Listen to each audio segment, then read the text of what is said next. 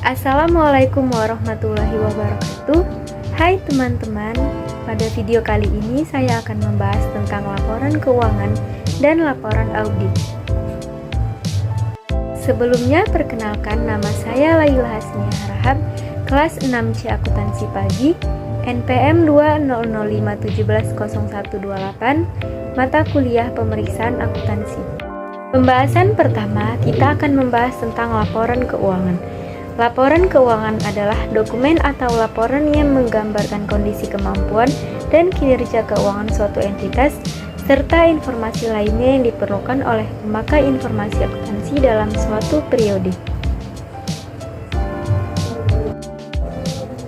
Jenis-jenis laporan keuangan. Yang pertama ada laporan posisi keuangan, yang kedua laporan laba rugi, yang ketiga laporan perubahan ekuitas, keempat laporan arus kas, dan yang kelima catatan atas laporan keuangan. Laporan posisi keuangan yaitu laporan yang menggambarkan tentang kondisi keuangan perusahaan mengenai semua aset, semua kewajiban atau utang, dan semua modal yang ada pada perusahaan pada suatu periode tertentu. Lalu, laporan laba rugi yaitu laporan yang mengisahkan pendapatan dan pengeluaran perusahaan selama satu periode akuntansi. Dalam laporan ini mencakup informasi tentang penjualan, biaya-biaya, bunga, pajak penghasilan, dan laba bersih. Kemudian yang ketiga ada laporan perubahan ekuitas, yaitu laporan yang menggambarkan kenaikan dan penurunan dari kekayaan atau aktiva bersih perusahaan dalam periode tertentu.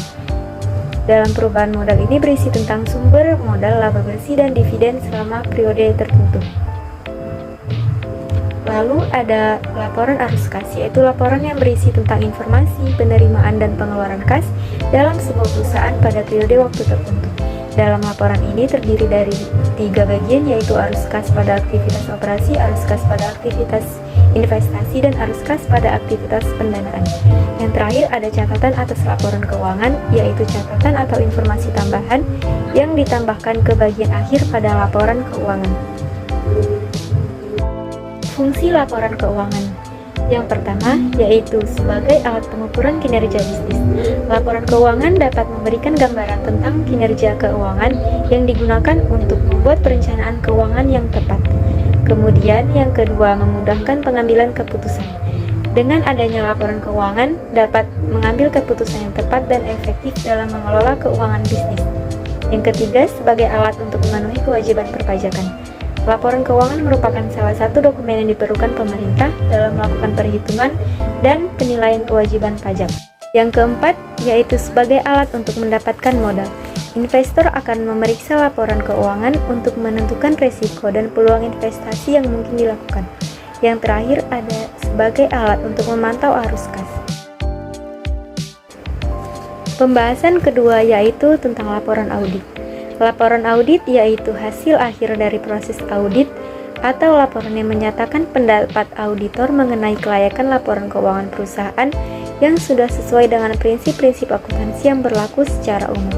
Audit dilakukan untuk memastikan atau memverifikasi dan melaporkan fakta-fakta mengenai operasi keuangan dan hasilnya. Kemudian fungsi-fungsi laporan audit.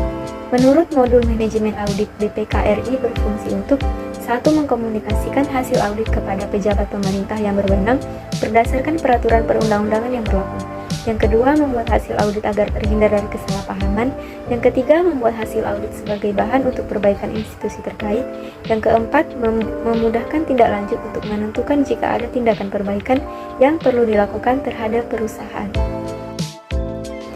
Jenis-jenis opini auditor. Yang pertama, pendapat wajar tanpa pengecualian, yaitu pendapat yang diberikan auditor tanpa suatu keberatan apapun. Yang kedua, ada pendapat wajar dengan pengecualian, yaitu pendapat yang diberikan auditor dengan keberatan atas salah satu perkiraan yang tercatat pada laporan keuangan.